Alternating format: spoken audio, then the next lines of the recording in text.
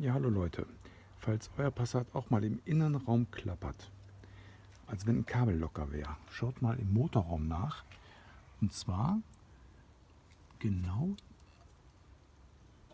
höher habe ich ein Gummi hinterlegt. Da klapperte das Ganze hier.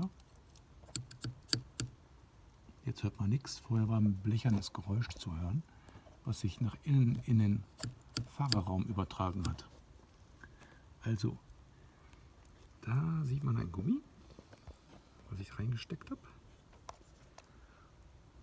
Das müsst ihr ein bisschen wegbiegen mit dem Schraubendreher und so ein Gummi reinstecken. Dann hört die Vibration auf.